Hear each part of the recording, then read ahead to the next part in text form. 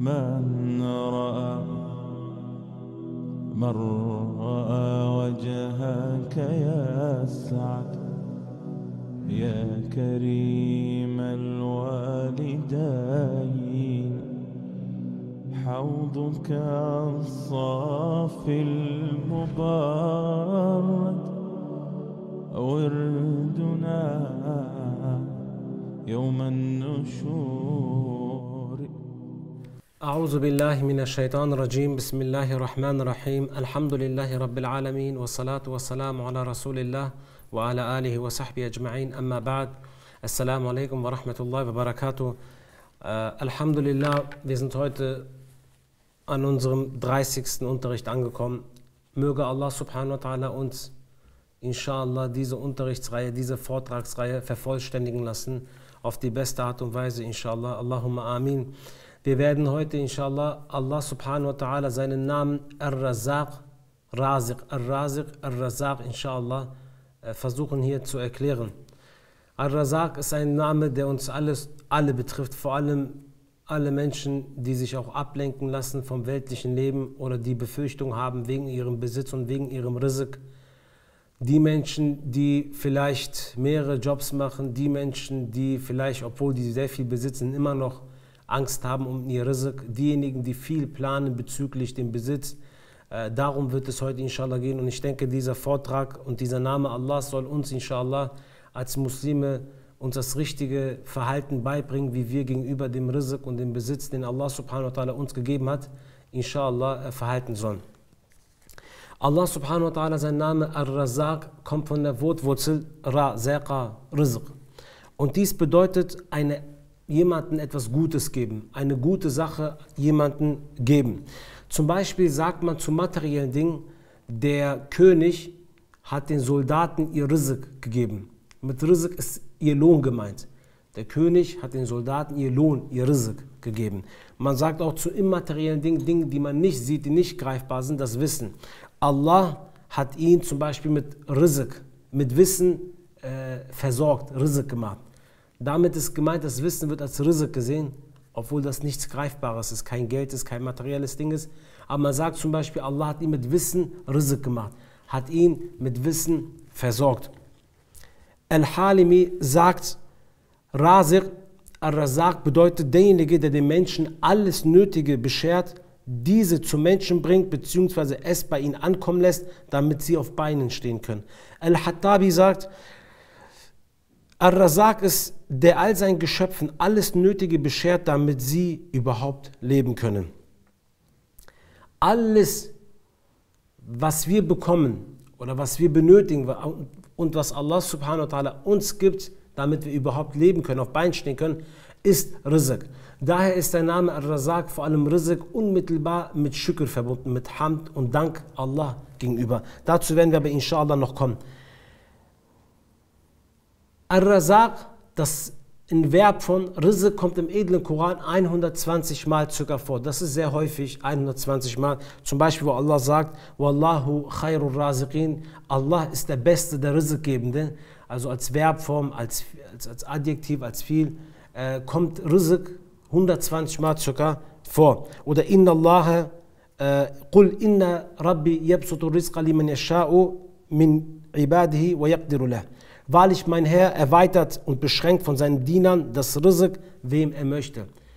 Und ein einziges Mal kommt es im edlen Koran vor, dass Allah das Wort Ar-Razaq benutzt. Wirklich Ar-Razaq, Mubalagha ist mir fein, Ar-Razaq. Dies kommt im edlen Koran vor, indem Allah sagt, Inna Allah huwa Razaqu zul quwwatil matin. Gewiss Allah ist der wahre, reichlich Rizq gewährende, der mit aller Kraft der absolut solide Festigkeit besitzende. Jetzt eine Sache, Aisha radiallahu anha sagt, ich bin erstaunt über denjenigen, der, wenn Rizq hört, an Essen denkt, an das denkt, was in seinen Magen hineingeht. Rizq ist natürlich Essen und Trinken, das ist die Nahrung, aber Rizq ist nicht nur Essen und Trinken, Rizq ist vieles mehr. Imam Raghib sagt, aus dem Koran kann man Rizq 3 Erklärungen entnehmen. Und zwar einmal das Rizq der Dunya und das Rizq des Akhirat, welches dauerhaft gewährt wird. Zweitens, dein Nasib und dein Anteil ist Rizq. Und drittens, die Nahrung für den Körper ist Rizq. Jetzt gibt es aber, wenn wir für den Menschen Rizq benutzen, eigentlich Rizq ist für den Menschen genau 4 Punkte. Es gibt einmal Zahiri und Batini, einmal öffentliche, also sichtbare und einmal nicht sichtbare. Es gibt 4 Dinge für den Menschen, die Rizq sind. Das eine, erstens ist das Rizq für den Körper. Das ist Essen und Trinken. Das ist, und dies muss auch halal und tayyib sein, erlaubt und sauber sein. Das zweite ist das Rizq für den Verstand, für das Hirn. Das ist Wissen, Weisheit, Erkenntnis und Irfan. Das ist das Rizq für das Gehirn. Das dritte ist das Rizq für das Herz. Dein Herz braucht ja auch irgendwas zum Ernähren. Das sind deine Gefühle, die man pflegt. Das ist Liebe, Nachsicht, Gnade, Verständnis, Barmherzigkeit, Gottesfurcht. Und das vierte Rizq für den Menschen ist das Rizq für die Seele. Und das ist der Iman, das ist die Dienerschaft, das ist die Überzeugung, das ist die Ergebenheit, das ist die Gefolgschaft, das Itat Allah gegenüber. Diese 4 Rizq-Arten gibt es. Wir Menschen oder wir in der heutigen Zeit, auch die Muslime selbst, lassen alle 3 weg und glauben, das Allerwichtigste, wofür es lohnt, sich zu kämpfen, die Anstrengung ist das Rizq für den Körper. Wobei das Rizq für den Körper ein ganz kleiner Anteil von dem Rizq ist, was Allah subhanahu wa ta'ala überhaupt den Menschen beschert. Und genau wie der Körper eines Menschen Rizq braucht, braucht der Verstand Wissen und Weisheit. Braucht dein Herz Barmherzigkeit und Gnade, damit es ein richtiges Herz und richtiges Herz bleibt. Sonst wird es schwarz, sonst wird es kalt und grob. Und genau wie dein Körper Essen und Trinken braucht, Nahrung, Rizq braucht auch deine Seele Rizq. Und das ist der Iman, das Itat, die Gefolgschaft Allah gegenüber, das Taqwa, das Ergebenheit Allah gegenüber. Das ist das Rizq für die Seele. Wenn wir das mal kurz zusammenfassen können, ist das Allah ist Ar-Razaq. Wenn wir das sagen, was bedeutet das? Ar-Razaq ist derjenige, der ausnahmslos alle materiellen, alle sichtbaren und immateriellen, unsichtbaren Bedürfnisse grenzenlos und immer wieder seines Dieners stillt. Das ist Ar-Razaq. Alle Bedürfnisse, ob Wissen, ob Liebe, Barmherzigkeit, Iman, das alles ist Rizq. Wo finden wir denn die Reflexion Allahs Ar-Razaq? Wir haben ja gesagt, es gibt einmal das Batini, das Verborgene, und einmal Zahiri, das Öffentliche. Das offene Sichtbare. Das offene Sichtbare ist ganz eindeutig, alle Lebewesen auf dieser Welt, die sich bewegen, die überhaupt, egal welches Lebewesen, dessen Versorgung ist bei Allah. Allah versorgt dieses Lebewesen. Allah sagt im Koran, وَمَا مِن دَابَةٍ فِي الْأَرْضِ إِلَّا عَلَى اللَّهِ رِزْقُهَا. Und es gibt kein Lebewesen, das sich bewegt, dessen Rizq nicht Allah obliegt, dessen Verantwortung von diesem Rizq nicht bei Allah ist. Allah trägt die Verantwortung für das Rizq aller Lebewesen. وَيَعْلَمُ مُسْتَقَرَّهَا وَمُسْتَوْدَعَهَا. Und er, Allah, kennt dessen Aufenthaltsort und dessen Aufbewahrungsort. كُلٌّ فِي كِتَابٍ مُبِينٍ. Und alles ist in einem Register festgeschrieben. Jedes Lebewesen, ob im tiefsten Ozean, auf dem Grundboden vom Ozean, ein Tier, ein Lebewesen sich bewegt, dessen Rizq bringt Allah ihm, weil Allah kennt seinen Ort und seinen Aufbewahrungsort. Allah bringt ihm sein Rizq. Oder die Vögel, die im Himmel rumfliegen, Allah bringt ihnen ihr Rizq. Oder die Insekten, die ganz klein irgendwo in einem Dschungel rumlaufen, Allah bringt all diesen ihr Rizq. Allah ist verantwortlich für ihr Rizq. Für ihr, was haben wir gesagt, was hat Al-Hattabi gesagt? Rizq ist das, all deine Bedürfnisse ein Lebewesen geben, damit er auf Beinen stehen kann, damit er leben kann. All diese Sachen, ob es Wissen ist, wie man lebt, ob es Gefühle sind, Sehen ist, all die Sachen ist ein Rizq Allahs und Allah gibt das Rizq allen seinen Geschöpfen, damit sie überleben können. Allah subhanahu wa ta'ala, um das Rizq der Menschen und alle Lebewesen zu stillen, hat Allah subhanahu wa ta'ala ein etwas sehr Leichtes erschaffen.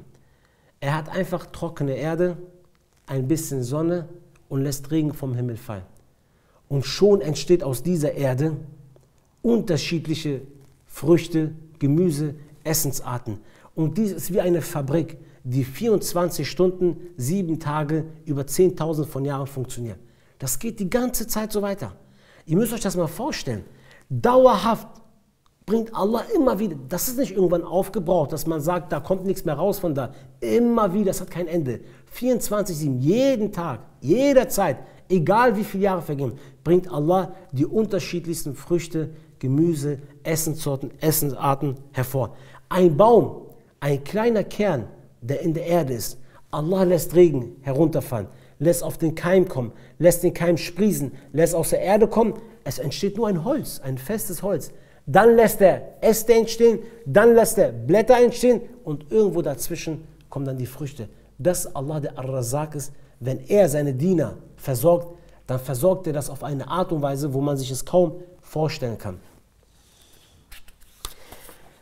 Allah subhanahu wa ta'ala sagt daher im Koran, Inna Allah faliqul habbi wal nawa.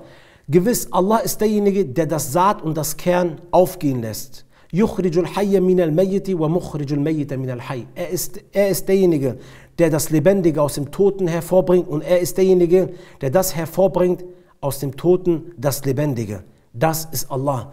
وَهُوَ الَّذِي أَنزَلَ مِنَ السَّمَاءِ مَاءً فَأَخْرَجْنَا بِهِ نَبَاتًا.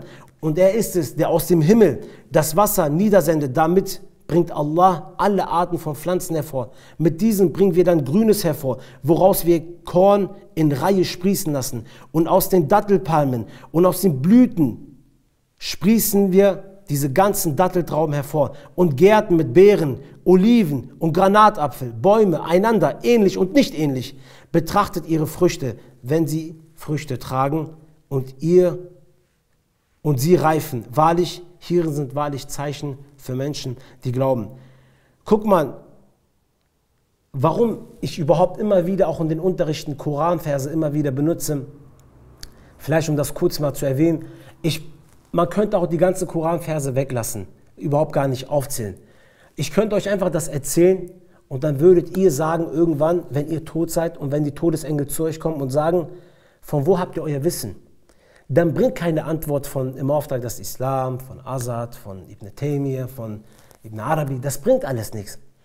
Für mich ist immer wichtig, wenn ich eine Sache sage oder wenn wir eine Sache sagen, dass dies mit dem edlen Koran untermauert wird. Was hat mein Wort für Gewicht? Damit ihr sagen könnt, wenn ihr tot seid und ihr befragt werdet, woher wusstet ihr das? Worüber habt ihr nachgedacht? Wer hat euch zum Andenken gespornt, damit ihr sagen könnt, es war das Buch Allah subhanahu wa ta'ala. Deswegen komme ich und verlese euch diese Verse. Denkt immer dran, diese Verse, die für euch irgendwie ganz normal erscheinen, Allah lässt das Regen vom Himmel fallen, es sind keine normalen Verse. Deswegen ist es wichtig, dass ihr sagen könnt im Jenseits, ich habe dies von dem Buch Allahs gehört. Es ist wichtig, dass ihr nicht nur Worte oder etwas lernt von einem Menschen, sondern dass ihr vor allem die Worte Allah subhanahu wa ta'ala hört. Denn das ist das Buch Allahs. Wenn ihr daraus nicht lernt, wenn euch das keine Lektion ist, was bringt euch meine Worte, dann bringen die erst recht gar nichts. Deswegen ist mir das wichtig, dass ich in den Unterrichten viele Verse verlese.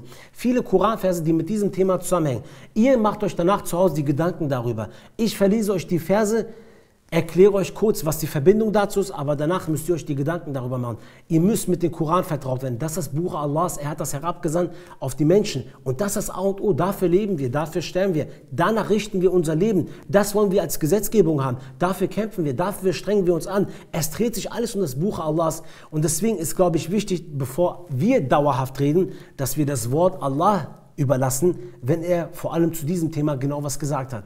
Deswegen bin ich da ein bisschen zurückhaltend, statt dass ich dauerhaft was sage von meiner Meinung aus, ist für mich wichtig, dass ich lieber einen Koranvers mehr verlese und die Sache erkläre, anstatt dass ich das irgendwie versuche zu erklären.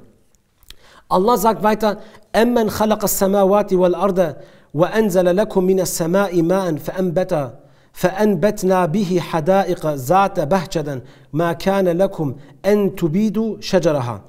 Wer hat denn die Himmel und die Erde geschaffen und wer sendet Wasser vom Himmel für euch nieder, durch das wir in Schönheit Gärten sprießen lassen? Ihr vermögt nicht ihre Bäume sprießen zu lassen. Ihr seid es nicht, die ihre Bäume hervorbringen, die Pflanzen hervorbringen. Es ist Allah subhanahu wa ta'ala, der das macht. Wenn Allah es nicht erlaubt hätte, wenn Allah es nicht genehmigt hätte, wäre hier gar nichts aufgegangen. Nichts würde überhaupt überhaupt von der Erde aufgehen und ihr könnt euch nicht versorgen. Glaubt mir, die sagen heutzutage, sieht alles so wunderbar aus.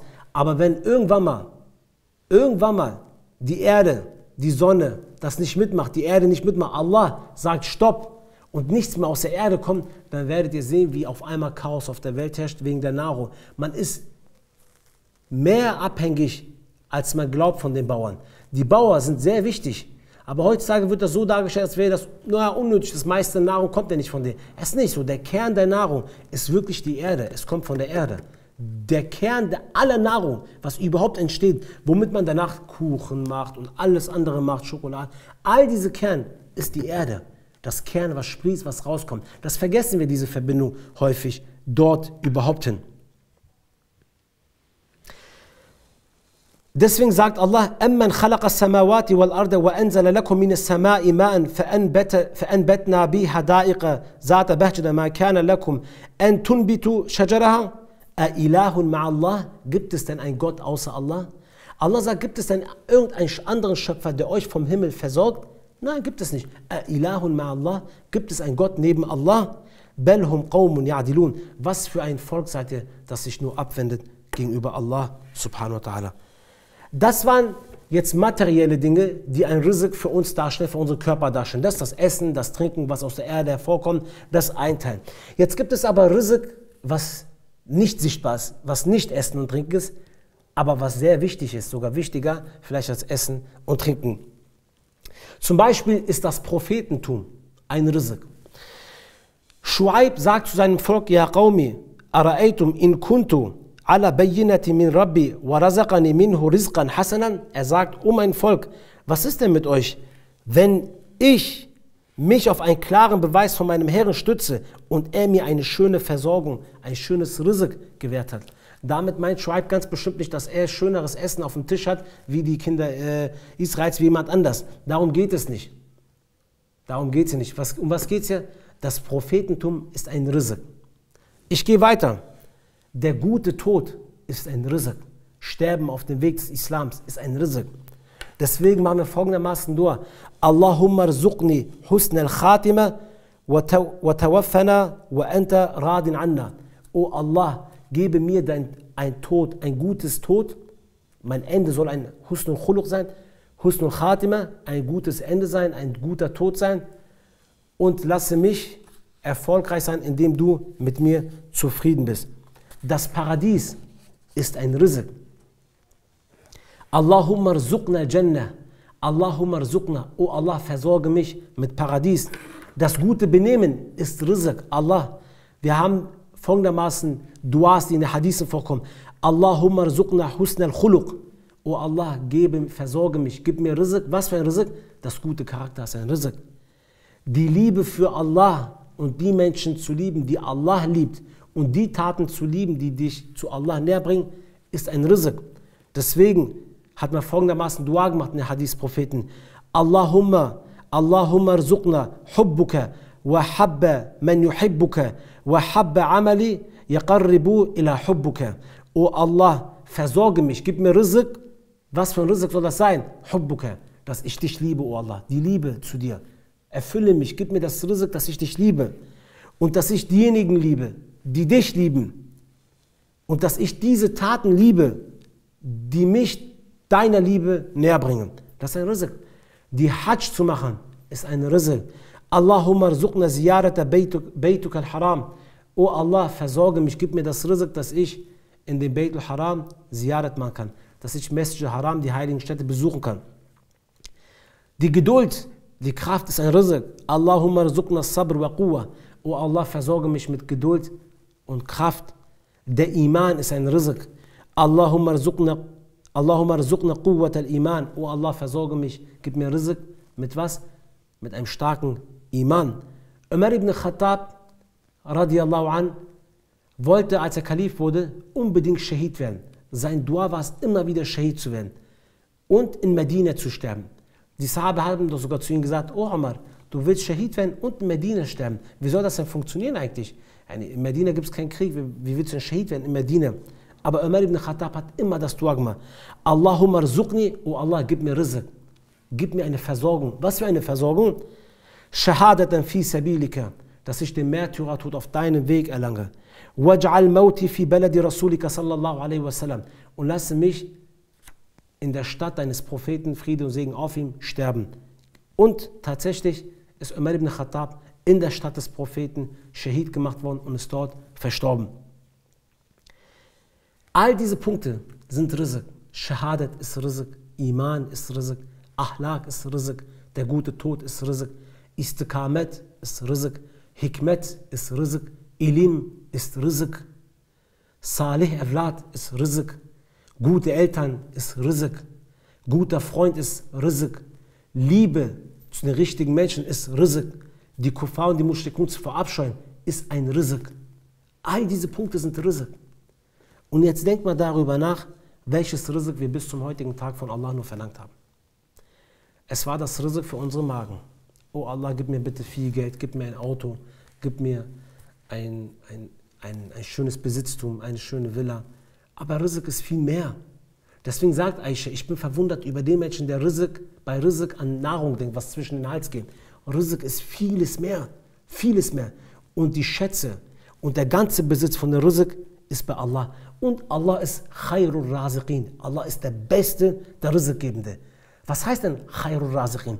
Wenn ihr einem Menschen etwas gibt und dieser Mensch begeht euch gegenüber Verrat oder ist undankbar, lästert über euch, geht schlecht mit den Sachen um, würdet ihr diesem Menschen ein zweites Mal was geben, würdet ihr nicht machen. Aber Allah ist Khairur Raziqin. Allah ist der Beste, der Rizq gibt. Wie gibt Allah Rizq? Der Prophet a.s.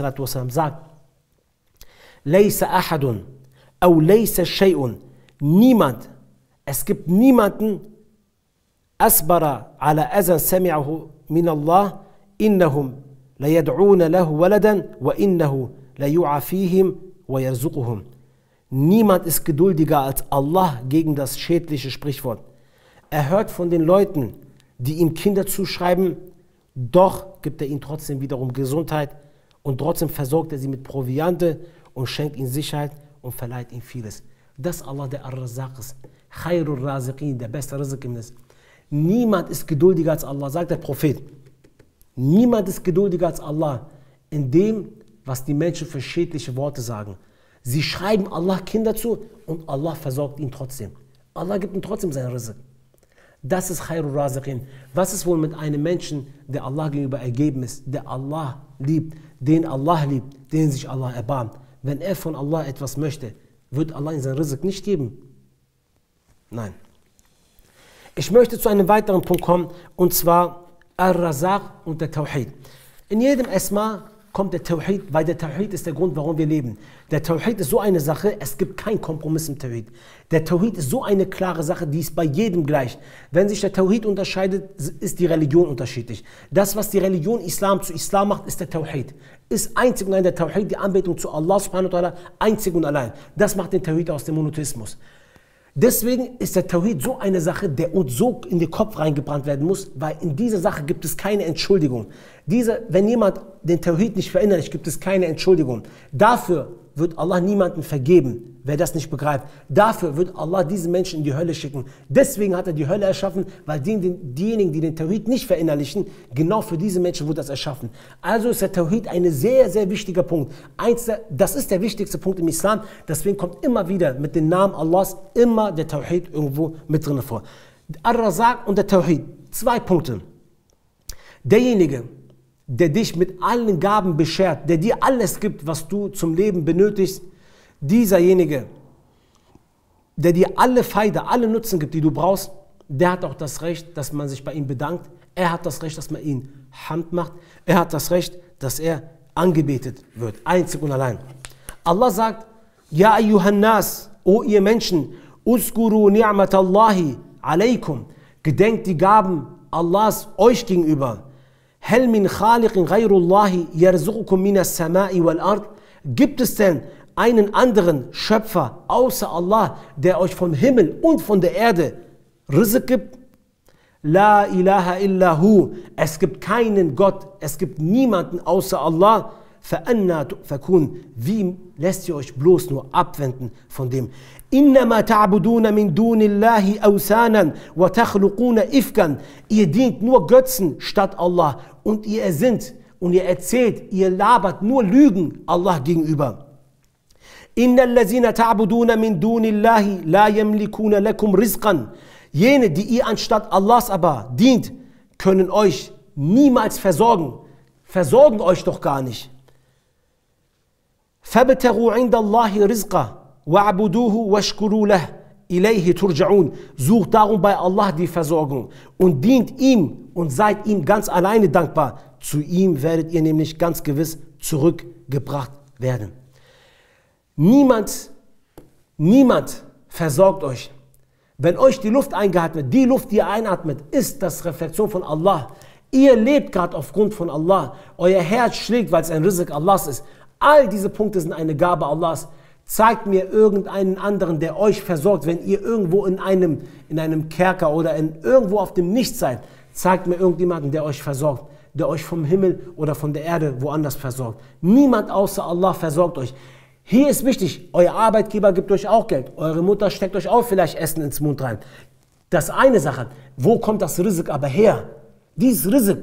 Okay, und wer hat das Ding gegeben? Es kommt von der Industrie. Wo hat die Industrie das her? Wo kommt das aber her? Der Kern des Rizqs, wo kommt das her? Es kommt von Allah. Zeigt irgendjemand anderen, der auch ein Rizq hervorgebracht hat, was Allah subhanahu wa ta'ala nicht erschaffen hat. Werdet ihr nicht finden. Yahya a.s. hat eines Tages die Kinder Israels versammelt und hat zu ihnen gesagt, Allah hat mir 5 Dinge befohlen und hat mir befohlen, euch diese 5 Dinge zu erläutern, zu sagen. Das erste ist, Allah hat mir befohlen, dass ihr einzig und allein Allah anbeten sollt und ihm gegenüber keinen Schirk begehen sollt. Jetzt kommt Yahya und erklärt warum. Das Gleichnis dessen ist wie eines Mannes, der mit seinem gesamten Besitz, was er besitzt, was sein eigenes Eigentum ist, einen Sklaven kauft. Zu diesem Sklaven sagt, das hier ist mein Haus und das ist deine Arbeit, verrichte diese Arbeit. Er diesem Sklaven alles gibt, was er benötigt, damit er für ihn arbeitet. Der Sklave geht arbeiten und am Ende des Abends bringt er die ganze, was er dadurch bekommen hat, und gibt es einen anderen, gibt es seinen Nachbarn. Wer von euch würde das akzeptieren? Sagt Yahya a.s. Und genau das Gleiche ist das. Allah subhanahu wa ta'ala gibt uns Rizq, versorgt uns, gibt uns alles, was wir brauchen, damit wir leben. Und was machen die Menschen, wenn es um Anbetung, Itaat geht, um Gesetze, um Gehorchen geht? Sie gehen und gehorchen andere Menschen. Sie gehen und folgen andere Götter. Sie gehen und folgen andere Ideologien. Das ist, wer von euch würde zufrieden sein, wenn dieser Sklave das mit euch machen würde? Keiner. Und genau das Gleiche ist bei Allah. Das Gleiche tut. Allah gibt euch alles, anstatt ihr das alles, Hamd, Dank, Anbetung, Itaat, Ergebenheit zu Allah macht, macht er das zu irgendwen anders. Wer ist damit zufrieden? Keiner. Versteht ihr, warum es die Hölle gibt? Normal. Ist doch ganz logisch. Der zweite Punkt, Ar-Razaq und der Tawhid ist, das erste ist, dass einzig und allein derjenige, der dir dein Rizq gibt, auch das Recht hat, angebetet zu werden. Das zweite ist, derjenige, der einzig und allein ist bei Rizq geben, bedeutet wiederum, dass alles Rizq von ihm kommt. Wenn alle Rizq von Allah kommen, so hat er nur alleine das Recht zu bestimmen, welches Rizq erlaubt ist und welches Rizq nicht erlaubt ist. Welches Rizq gut ist und welches schlecht ist. Welches man benutzen darf, welches man nicht benutzen darf. Wenn alles ein Rizq Allahs ist, so kann Allah über sein Rizq entscheiden und nicht jemand anders. Die Mushrikun in Mekka haben das aber nicht verstanden und das ist das Problem. Das Problem ist, wenn die Menschen nicht verstehen, dass Allah Ar-Razaq ist, dass Allah derjenige ist, der das alles hinabsendet, der den Menschen versorgt mit allem, mit Wissen, mit Liebe, mit alles. Weil die Leute das nicht verstehen, glauben sie, Allah hat dafür nicht das Recht, über sein Herz zu bestimmen, was er liebt und was er nicht liebt. Ich kann doch meine Verwandten lieben, wenn sie Mushrikun sind. Ich darf das machen. Warum? Er versteht nicht, dass das Lieben von Allah kommt, ein Rizq ist. Er versteht nicht, dass das Wissen von Allah kommt und fängt an, wenn er eine Sache macht, zu sagen, es war von mir gewesen. Hochmütig zu werden. Er fängt an, Dinge, die verboten sind, damit zu arbeiten, zu essen. Warum? Er sieht, dass nicht von Allah kommt und denkt, er kann auch darüber bestimmen. Das ist das Problem. Die Mushrikun in Mekka waren genauso gewesen. Sie haben zum Beispiel, haben sich für sehr schlau gehalten. Sie haben zum Beispiel gesagt, وَقَالُوا هذه أنعام وحرث حجر لا يطعمها إلا من نشاء بزعامهم وأنعام حرمت ظهورها وأنعام لا يذكرون اسم الله عليها افترا alayhi iftran alayhi. Sie haben zum Beispiel gesagt, das Vieh und diese Feldfrüchte sind unantastbar. Niemand soll davon essen, außer dem wir es erlauben. Wie sie meinten, es gibt Tiere, deren Rücken zum Reiten verboten ist und Tiere, über die sie nicht den Namen Allahs aussprechen. Und so eine Lüge ersinnen sie gegenüber Allah. Also sie sagen, manche Früchte sind unantastbar, manche Tiere darf man benutzen, die darf man aber nicht benutzen, aber ohne ein Delil. Und Allah sagt, das ist eine Lüge, aber kein Problem. Bald wird er ihnen vergelten, was sie erdichtet haben. Ihre Gedichte, was sie die ganze Zeit erzählen, das ist erlaubt, das ist haram, das ist Dings, das darf man nicht. Allah sagt, wir werden ihnen bald für ihre Gedichte, was sie die ganze Zeit erzählen, das geben, was sie verdienen. Und sie sagen weiter, ما في بطون هذه الأنعام خالصة لذكورنا ومحرما على أزواجنا. Und sie sagen, was in dem Schoß von diesem Tier ist, das ist ausschließlich für Männer gedacht und für unsere Frauen ist das verboten. Wird es aber tot geboren, dann haben sie alle einen Anteil, ein Recht drauf. Er wird ihnen den Lohn für ihre Behauptung geben. Wahrlich, er ist allweise und allwissend. Sie kommen und sagen, das Tier im Bauch, das dürfen nur die Männer essen, das dürfen die Frauen nicht essen. Aber wenn es tot auf die Welt kommt, dürfen die beide das essen. Also sie erklären das Rizq, was Allah den Menschen gibt, für erlaubt, für nicht erlaubt, für eingegrenzt, für nicht eingegrenzt. Allah sagt, قَدْ خَسِرَ الَّذِينَ قَتَلُوا أَوْلَادَهُمْ سَفَاحًا بِغَيْرِ عِلْمٍ وَحَرَّمُوا مَا رَزَقَهُمُ اللَّهُ إِفْتِرَاءً عَلَى اللَّهِ قَدْ ضَلُّوا وَمَا كَانُوا مُهْتَدِينَ. Den Schaden tragen wahrlich jene, die ihre Kinder aus törichter Unwissenheit töten und das für verboten erklären, was Allah ihnen gegeben hat und so eine Lüge gegenüber Allah subhanahu wa ta'ala erfinden. Sie sind wahrlich in die Irre gegangen und sie sind nicht recht geleitet, sagt Allah subhanahu wa ta'ala. قُلْ أَرَأَيْتُمْ مَا أَنزَلَ اللَّهُ لَكُمْ مِنْ رِزْقٍ فَجَعَلْتُمْ مِنْهُ حَرَامًا وَحَلَالًا. Habt ihr das betrachtet, was Allah euch als Nahrung hinabgesandt hat, woraus ihr aber etwas Verbotenes und Erlaubtes gemacht hat? Hat euch Allah das erstattet? Yani, Allahu azina lakum, hat euch Allah das erlaubt? Ala Allahi taftarun, oder lügt ihr Allah gegenüber? Guck mal, alles, was Allah herabgesandt hat, ist erlaubt. Das, was die Menschen daraus machen oder verändern, schränkt Allah subhanahu wa ta'ala ein. Allah sagt zum Beispiel, die Früchte sind erlaubt für euch, Weintrauben sind erlaubt für euch. Der Mensch, der kommt, lässt es gern, lässt zu Alkohol werden und es wird haram. Allah sagt, das ist nicht erlaubt für euch. Die Menschen machen es trotzdem. Blätter, Opiate, ist alles erlaubt. Die Menschen kommen, machen es zu Drogen, es betäubt den Kopf, Allah verbietet es. Zina, Allah hat Mann und Frau erschaffen.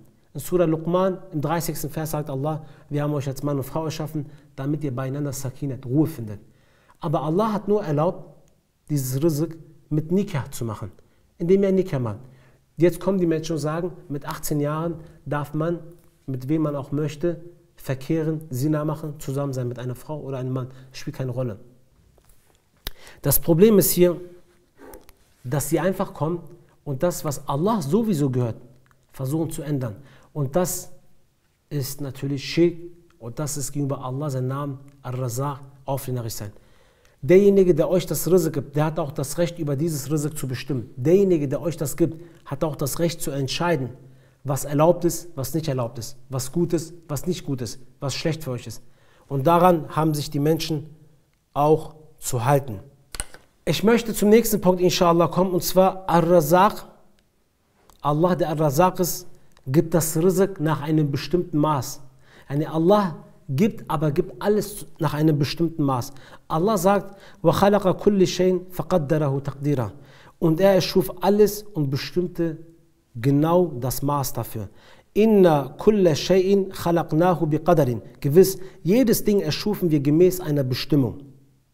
Und Rizq ist genauso eine Bestimmung Allah subhanahu wa ta'ala. Allah subhanahu wa ta'ala sendet das Rizq nicht im vollen Maß herab. Allah sendet einen bestimmten Anteil von Rizq herab. وَإِن مِّن شَيْءٍ إِلَّا عِنْدَنَا خَزَائِنُهُ وَمَا نُنَزِّلُهُ إِلَّا بِقَدَرٍ مَعْلُومٍ. Allah sagt, es gibt nichts von dem Rizq, was wir euch geben, dessen Schätze, dessen Quelle bei uns ist. Doch wir lassen es nur nach einem bestimmten, einem bekannten Maß hinabsenden zu euch. In 10 Versen sagt Allah, dass er das Rizq erweitert und das Rizq wieder einengt. Warum aber macht das Allah subhanahu wa ta'ala? Warum zum Beispiel gibt Allah das Rizq mal viel, mal wenig, mal unterschiedlich? Ich meine, Allah hätte ja das Rizq auch jedem gleich geben können. Aber hat Allah subhanahu wa ta'ala nicht gemacht. Allah sagt, أَوَلَمْ يَرَوْا أَنَّ اللَّهَ يَبْسُطُ رِزْقَ لِمَنْ يَشَاءُ وَيَقْدِرُ إِنَّ فِي ذَلِكَ لَآيَةٍ لِقَوْمٍ يُؤْمِنُونَ. Habt ihr etwa nicht wahrgenommen, dass Allah viel von dem Rizq gewährt, wem er will, und es auch weniger gibt, wem er will? Gewiss darin sind Zeichen für Leute, die den Iman verinnerlichen. Allah lädt uns hier ein, darüber nachzudenken, warum Allah manchen Leuten viel gibt und manchen Leuten wenig gibt. Allah sagt, denkt darüber nach, warum gebe ich manchen viel und manchen wenig? Warum gibt Allah nicht jedem das gleiche Rizq? Allen das gleiche Rizq, dann hätten wir alle gleich viel. Warum macht das Allah subhanahu wa ta'ala nicht? Allah subhanahu wa ta'ala lässt manche Menschen mit wenig Talbir werden.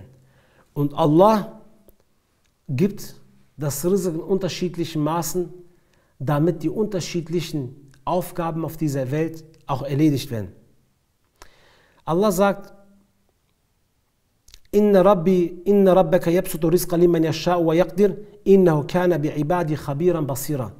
Allah erweitert, dein Herr erweitert das Rizq von wem er will und beschränkt das Rizq von wem er es möchte. Warum macht er das? Innahu kana bi'ibadi, er ist über seine Diener khabiran basira. Er weiß über sie alle Bescheid und er sieht sie alle. In einem weiteren Vers, der gleich geht, kommt die Endung, Inna Allah bi kulli shayin alim. Allah weiß, hat Kenntnis über alle Dinge. Diese 3 Dinge sind abhängig, oder dein Rizq, warum es eingeengt wird oder erweitert wird, hängt von diesen 3 Eigenschaften Allahs an. Dass er über seine Diener Bescheid weiß, über deine Situation, dass er dich sieht und dass er Kenntnis über alle Dinge hat. Und wenn Allah weil Allah macht nichts einfach so sinnlos, wenn Allah den Rizq einengt, dann hängt das mit diesen 3 Eigenschaften Allahs zusammen. Weil er das Kenntnis über alle Dinge hat, er über deine Situation Bescheid weiß und er dich sieht.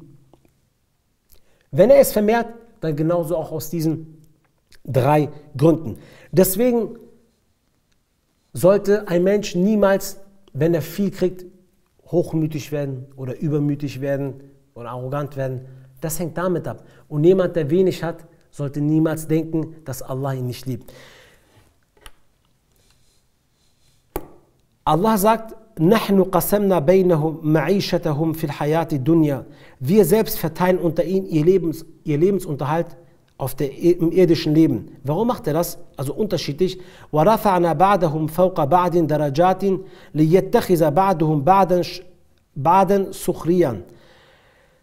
Und wir erhöhen einigen von ihnen über die anderen im Rang, auf dass die einen den anderen im Dienste nehmen mögen. Allah sagt, wir haben die einen über die anderen gestellt, damit sie die einen zu sich nehmen und in ihren Diensten arbeiten. Allah gibt Rizq unterschiedlich, nicht nur Besitz. Er gibt den einen mehr Wissen, er gibt den anderen mehr Kraft, den anderen mehr Barmherzigkeit, den anderen mehr Führungsvermögen. Warum macht das Allah? Damit die unterschiedlichen Arbeiten auch auf dieser Welt verrichtet werden. Würden alle gleich viel Rizq haben, das ist vielleicht zum Kommunismus, dann würde irgendwo das ganze System nicht mehr aufgehen. Warum soll dann eine Putzfrau Putzfrau werden? Oder warum soll zum Beispiel ein Bauarbeiter Bauarbeiter oder ein Polizist Polizist oder ein Führungsposten, da würden alle das Gleiche wollen. Alle würden gleich das Höchste nehmen wollen. Das geht nicht. Deswegen hat jeder Mensch ein unterschiedliches Rizq, Verständnis, Wissen, Sicht, Besitztum, sodass alle in jedem Bereich irgendwo eine Besetzung gibt. Aber all diese Besetzungen sind trotzdem gerecht zu behandeln. Das heißt nicht, dass der da unten weniger wert ist. Im Islam ist das nicht so. Eine Putzfrau ist nicht weniger wert wie ein Mensch, der etwas führt. Das ist nicht der Fall. Ein Soldat ist nicht mehr wert wie irgendein Industriemitarbeiter. Das ist nicht der Fall. Im Islam ist das nicht so. Das, was den Menschen wertvoll macht, ist die Taqwa. Jeder Mensch ist besonders auf seine Art und Weise und wertvoll. Es ist nicht die Arbeit oder das Besitz, was einen Menschen wertvoll macht. Deswegen sagt Allah, wir haben das Rizq in einem bestimmten Maß herabgesandt. Warum in einem bestimmten Maß? Weil erstens damit die Menschen geprüft werden, zweitens, die unterschiedlichen Arbeiten gemacht werden sollen. Und wenn Allah manchen Leuten zu viel gibt, heben sie ab. Und wenn er manchen Leuten zu wenig gibt, stürzen sie ein. Deswegen lässt Allah manchmal wenig, manchmal viel geben. Dies alles mit seiner Hikmat verbunden. Der nächste Punkt ist, das unterschiedliche Rizq geben ist eine Prüfung Allahs. Das hängt ja damit ab. Wir haben ja gesagt, dass Allah unterschiedlich Rizq gibt den Menschen, ist eine Prüfung Allahs. فَوْقَ بَعْدٍ دَرَجَاتٍ لِيَبْلُوَكُمْ فِيمَا آتَاكُمْ.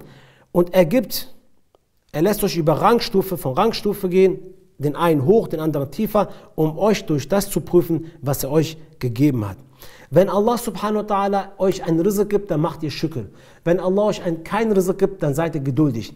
Das ist im Islam sehr wichtig. Wenn Allah euch eine Sache gibt, die ihr die ganze Zeit wollt, so müsst ihr Schükr machen. Und wenn Allah euch eine Sache nicht gibt, dann müsst ihr geduldig sein einfach. Das sind die zwei Optionen im Islam. Beides gewinnst du. Geduld, wenn du es nicht kriegst, Schükr, wenn du es kriegst. Suleiman a.s., nachdem Allah ihm das ganze Imperium gegeben hat, das ganze Macht und Besitz, Suleiman, der Mächtige, also richtig mächtig, was sein Besitztum gewesen war, hat Suleiman Folgendes erkannt. Er sagt zu Allah, Haza min fadli Rabbi, dies ist ein Fadl, dies ist eine Huld, ein Geschenk von Allah, die er mir gegeben hat. Liyabluwani ashkur am akfur. Allah hat mir das nur gegeben, um zu gucken, ob ich Schükr mache oder mich auflehne, kein Schükr mache. Yani die Sachen verleugne, die Sachen Undankbarkeit erwidern. وَمَنْ شَكَرَ فَإِنَّمَا يَشْكُرُ لِنَفْسِهِ وَمَنْ كَفَرَ فَإِنَّ رَبِّي غَنِيٌّ كَرِيمٌ. Derjenige, der Schükr macht, der macht das nur zu seinem eigenen Nutzen. Und derjenige, der sich auflehnt, undankbar ist, der soll wissen, dass Allah unabhängig ist, dass Allah nichts und niemanden braucht. Wenn aber jemand kommt und nicht weiß, wie er mit Rizq umzugehen hat, dass wenn er ein Rizq kriegt, Schükr macht und dass er, wenn er kein Rizq kriegt, geduldig sein muss, dass das Aufteilen von Rizq eine Prüfung Allahs ist und mit der Wissen Allahs verbunden ist und dass Allah über dich Bescheid weiß, dass Khair für dich ist. Wenn ein Mensch die Sachen nicht verinnerlicht, so fängt er an, irgendwann Isyan zu machen. Allah sagt, فَأَمَّا الْإِنسَانُ إِذَا مَبْتَلَاهُ رَبُّهُ فَأَكْرَمَهُ وَنَعَمَهُ فَيَقُولُ رَبِّ أَكْرَمَنِ. Wenn aber der Mensch von seinem Herrn geprüft wird, indem Allah ihn eine Wohltat erweisen tut und ihn eine Gnade auf ihn häuft, so sagt er, mein Herr hat mich gewürdigt. Wenn Allah ihm Rizq gibt, damit prüft, mit viel Besitz, viele Sachen ihm gibt, und das auch eine Prüfung ist, ob er Schükr macht, weil beides ist Prüfung. Wenn du viel kriegst, ist eine Prüfung Allahs, wenn du wenig kriegst, auch eine Prüfung Allahs. Wenn Allah ihm viel gibt, so sagt er, Allah hat mich gewürdigt. Wenn er ihn aber prüft, indem er ihn seine Versorgung verkürzt, dann sagt er, mein Herr hat mich erniedrigt. Das sind Menschen, die nicht begreifen, dass das Rizq viel eine Prüfung ist und das Rizq wenig eine Prüfung ist. Guck mal, niemals würde ein Muslim sagen, viel Rizq bedeutet, dass Allah mich liebt. Das stimmt, das ist eine sehr wichtige Sache.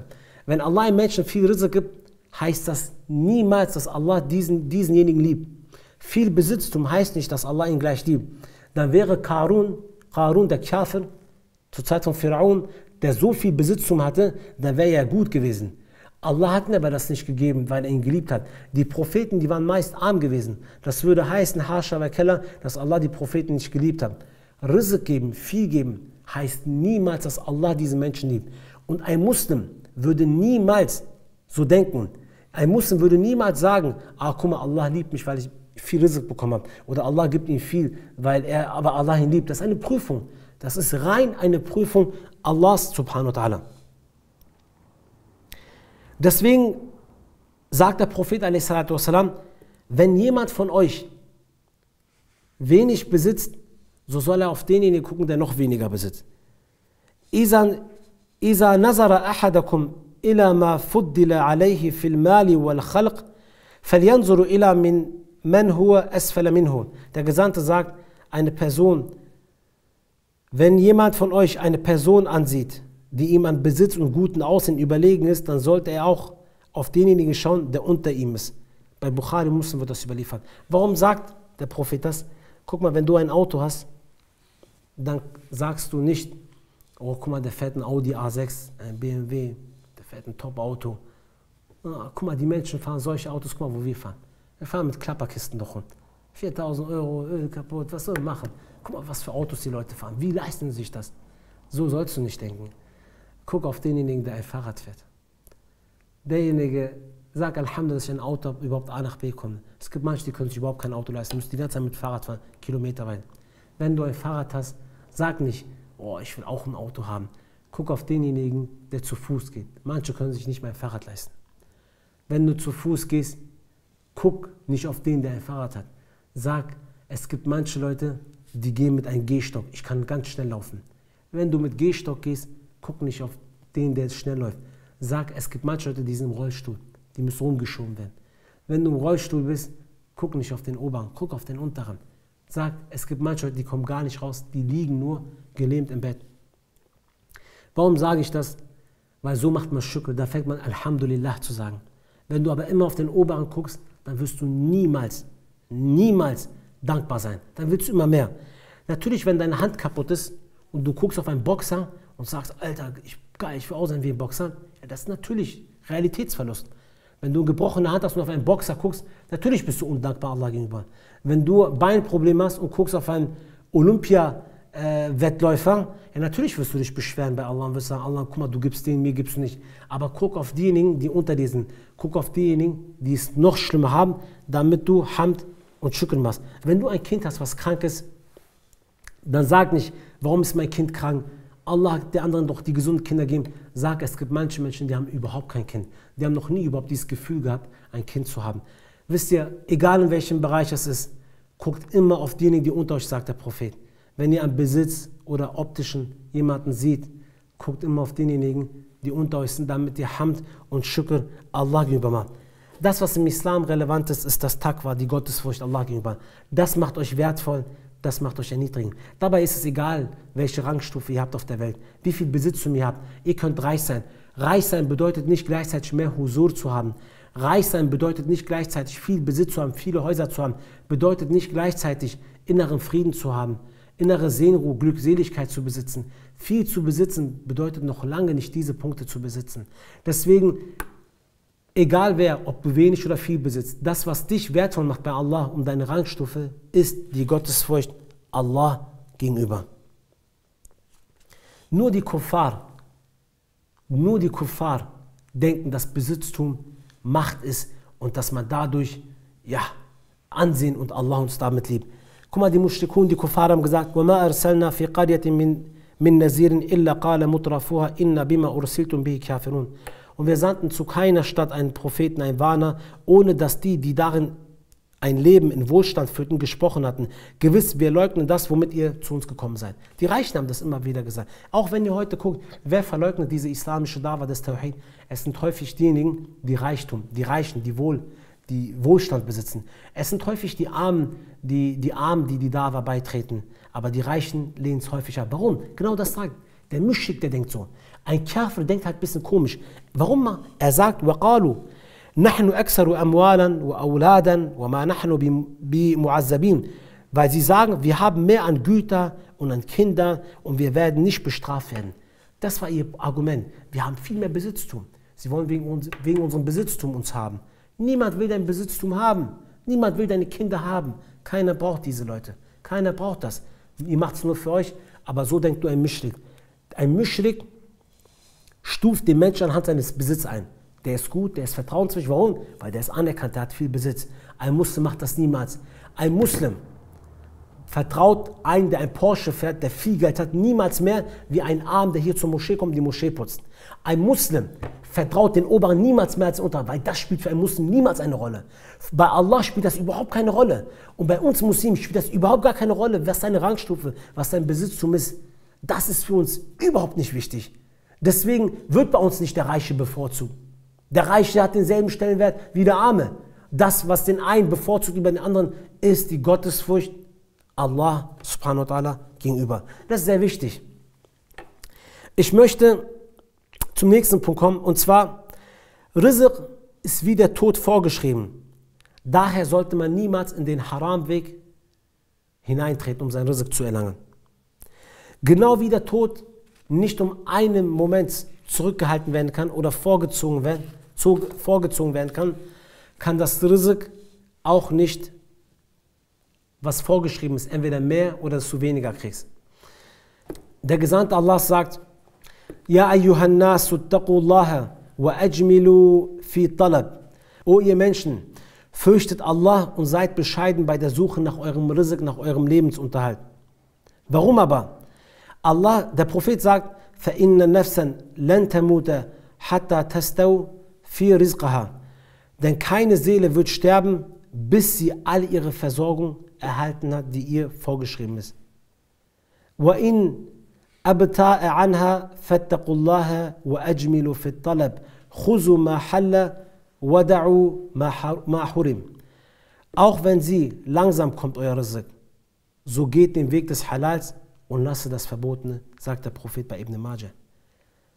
Euer Rizq, keiner wird sterben, bevor er das nicht bekommen hat, was sein Rizq ist. Auch wenn es langsam kommt, aber du wirst dein Rizq kriegen. Manchmal kriegst du dein Rizq wenig, da kommt es dafür irgendwann mit einem Schlag. Aber jeder wird sein Rizq kriegen. Niemand wird vorher sterben, bevor er nicht sein Rizq bekommen hat. Das ist ein sehr wichtiger Punkt. Guck mal, wenn ihr das verinnerlicht, dann würde ein Muslim niemals in Sünden oder falsche Wege hineingehen. Jemand, der weiß, dass ich doch mein Rizq sowieso kriege, es ist doch vorgeschrieben, ob ich jetzt diesen Haram-Weg gehe oder diesen Halal, Allah wird mir das geben. Und es ist wirklich so. Jemand, der Drogen verkauft, jemand, der Alkohol verkauft, jemand, der mit Zinsen arbeitet und der dadurch sehr viel Geld kriegt, Wallahi, er würde das Geld bekommen, wenn er auch Tijarat machen würde. Wallahi, er wird das Geld bekommen. Du musst nicht in die Sündenwege reingehen. Das Rizq, was dir vorgeschrieben ist, niemand wird vorher sterben, bevor er das nicht bekommen hat. Deswegen lohnt es sich nicht, in einen Sündenweg reinzugehen. Ja, aber ihr kennt es zum Beispiel vielleicht, wenn ihr, vor allem hier in Europa leben, wenn man zum Beispiel sagt, man macht eine Pizzeria auf, man verkauft keinen Alkohol, dann kommen an diesem Tag ganz viele Leute rein, ja, verkaufen sie Alkohol. Warum? Allah prüft dich damit, weißt du? Oder zum Beispiel, ihr verkauft kein Fleisch, was haram ist, da kommen Leute, habt ihr nicht mal dieses Fleisch? Habt ihr nicht von dieser Marke das Fleisch? Warum machen die Leute das immer wieder? Dann sagst du ja, 100 Leute fragen. Eigentlich muss ich das so anbieten. So. Dies passiert, weil Allah euch prüft. Aber ihr müsst eine Sache verstehen. Wallahi, ob ihr in eurer Pizzeria Schwein verkauft oder Alkohol. Oder ob ihr Zinsen nimmt oder gibt. Wallahi, Allah wird euch euer Rizq geben. Ob ihr ein Haus mit Zinsen kauft oder nicht. Allah hat euch euer Rizq sowieso gegeben. Ihr hättet es sowieso bekommen. Guck mal, es gibt unter uns Menschen, sie haben geschworen, niemals Zinsen zu nehmen. Sie wollten aber ein Haus unbedingt kaufen. Allah hat ihnen nach einer Zeit des Geduldes solche Türen geöffnet, dass sie Häuser, ein Haus gekauft haben, mehrere Wohnungen in diesem Haus drin gewesen waren, für 10.000 Euro. Man würde jetzt meinen, der Zustand war kaputt gewesen. Der Zustand war sogar noch gut gewesen. Ihr glaubt es nicht? Allah gibt das Rizq, von wo ihr es niemals denken würdet. Und mit ein paar tausend Euro Investition hat er eine Wohnung gehabt mit 2 Wohnungen und eine komplette Gastronomie unten. Wie ging das?